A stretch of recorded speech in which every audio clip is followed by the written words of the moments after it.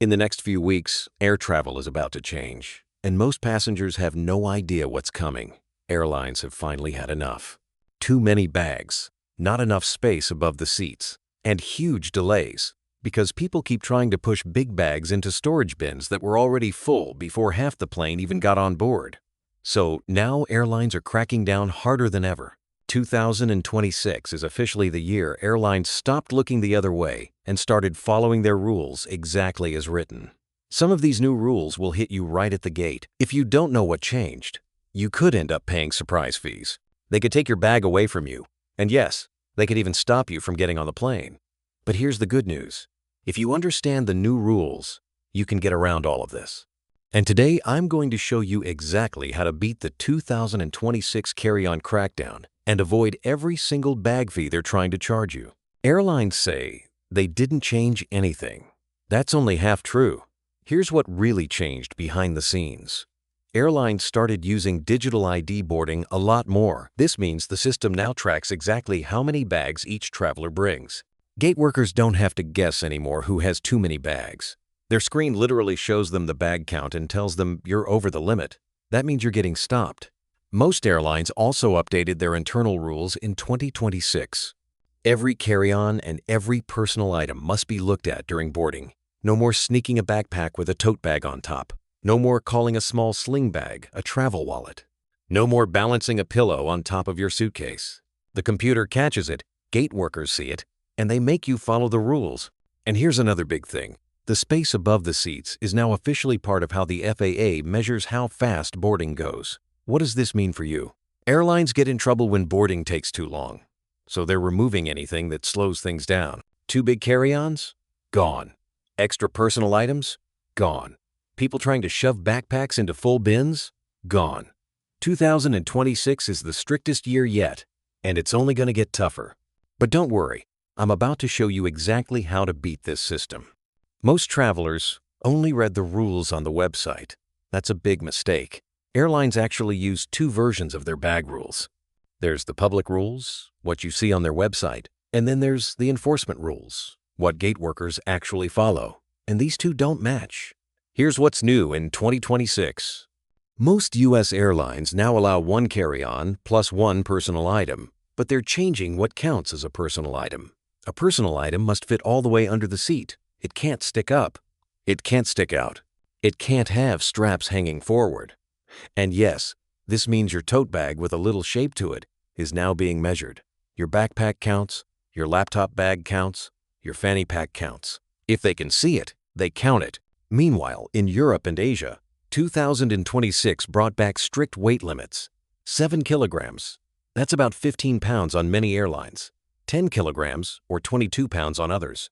And now they weigh bags at the gate, not at check-in where you still have choices. So here's an important rule. Always check the rules for the airline you're actually flying with, not just the one you booked.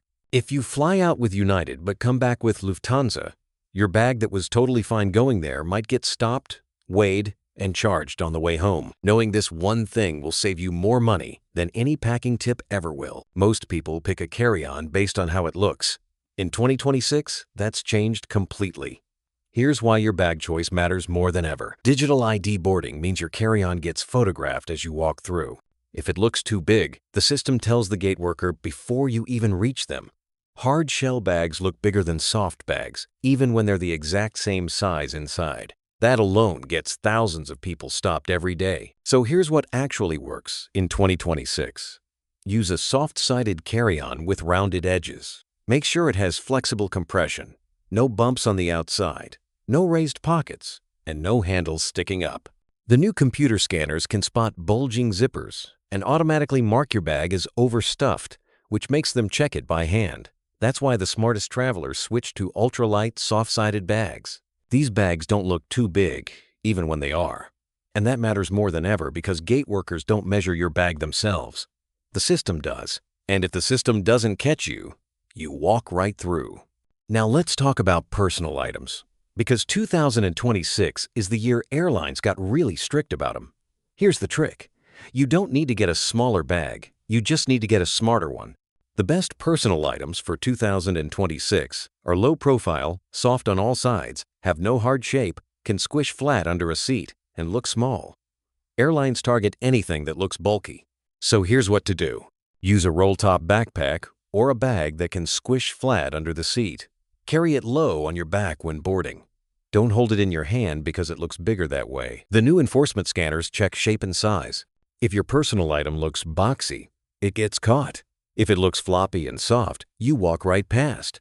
This is why sling bags, totes, pouches, and soft backpacks are winning in 2026. A bag with a hard shape equals a fee waiting to happen. A soft, floppy bag? Totally invisible. If you're flying to other countries in 2026, weight limits are honestly really tough.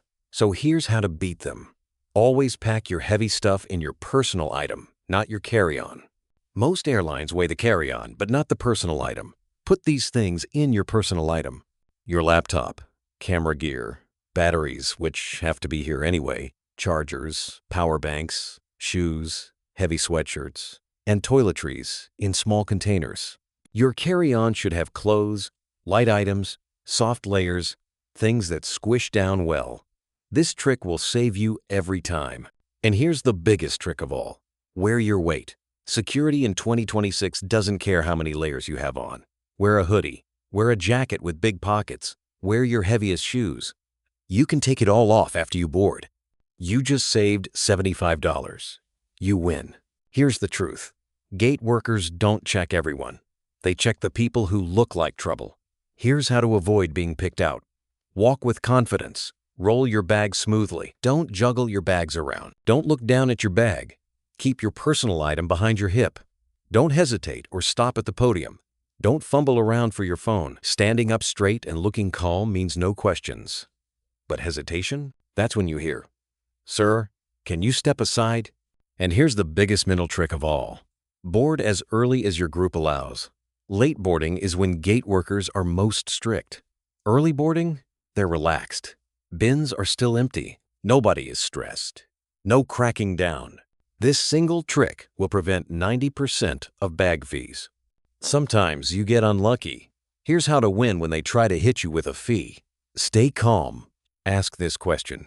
Can you show me where the official size checker is? I want to make sure. Half the time, they don't even have one nearby. If they don't have one, they can't really charge you. If they do measure your bag and it barely sticks out, just say this: "I can take something out. Give me 5 seconds." Then unzip the bag, pull out a hoodie, flatten the top. Done. It fits now. They have to let you through. And here's one more trick. If your flight is international and you didn't book the cheapest ticket, you almost always get one free checked bag. Politely remind them of this. You win again. Now, if you think you already know all the airport rules, you might be in for a surprise in 2026. From digital passports to face scanning at security and even new hidden fees in your ticket, travel this year is changing faster than ever. So before your next flight, let's go through everything new for 2026. What's real? What's just a rumor? And how to stay one step ahead while everyone else gets stuck in line. This is the year your driver's license might finally go digital. TSA now accepts mobile driver's licenses stored in your Apple Wallet or Google Wallet, but only at some airports and checkpoints. If your state supports it, you can tap your phone instead of showing your license. Sounds futuristic, right? Here's the catch. It doesn't work everywhere. Some airports still don't accept them.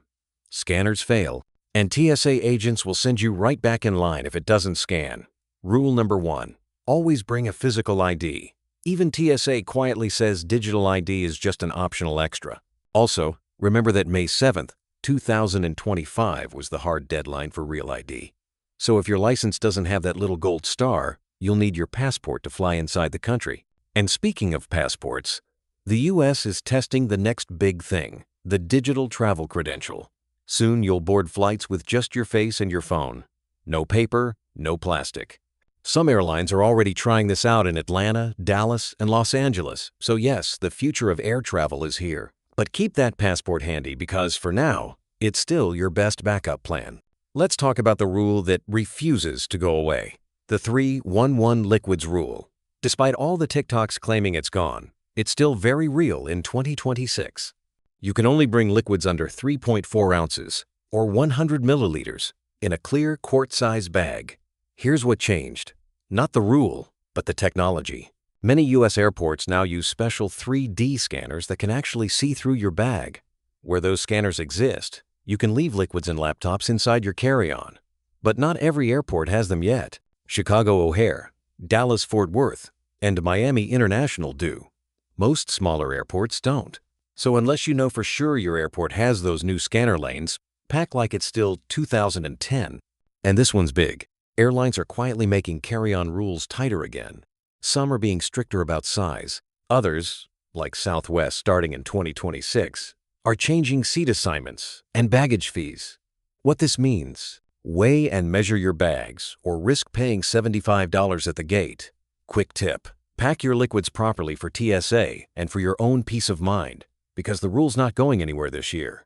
If you're heading to Europe in 2026, your first stop might look a little different. The EU's new entry-exit system, called EES, officially launched on October 12, 2025, and becomes required by April 10, 2026.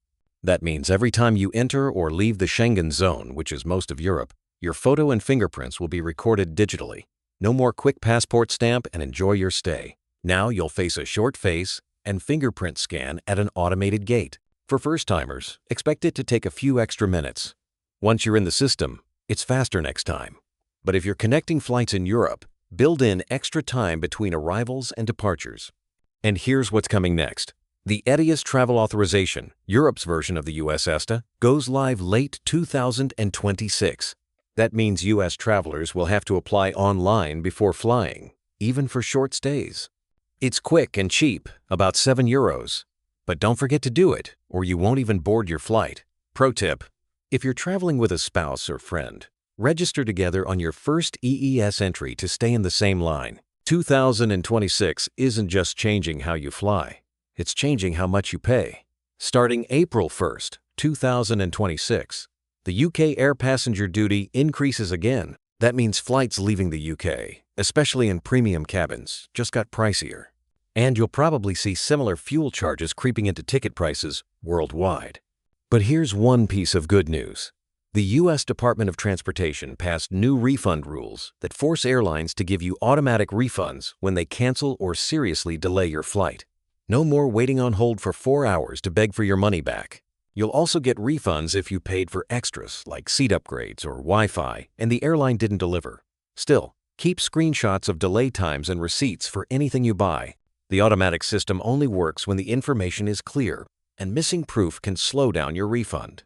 And if your flight gets canceled overnight, ask the gate worker about the airline's customer service plan. Many airlines are now required to offer food or hotel vouchers for certain delays. Because in 2026, the airlines finally have to play fair, but only if you know your rights. Here's what works best in 2026 for getting through the airport faster: Mobile Passport Control, Global Entry, and Clear Plus. Mobile Passport Control, or MPC, is the official U.S. Customs app that lets you send your arrival info before you reach the officer. It's 100% free and now accepted at over 50 U.S. airports. If you travel internationally twice a year or more, Global Entry is still your best choice. And you can use the same machine to come back into the country, even if the person you're traveling with doesn't have it. Clear Plus continues to grow in 2026, but it only speeds up the ID check, not TSA security itself. Combine Clear with PreCheck, and you're golden. And finally, those face-scanning boarding gates aren't going away. By the end of 2026, most U.S. international terminals will board passengers by face scan instead of paper passes. If that makes you uncomfortable, you can say no. Just tell the agent you'd rather have a regular check. And here's the exciting part. Those tests with the digital travel credential, where your passport lives safely in your phone, are growing fast. Within a couple years, you might walk through an airport without touching a single document. So start getting used to it now. Keep your ID, passport, and phone together. That's your travel toolkit for the future.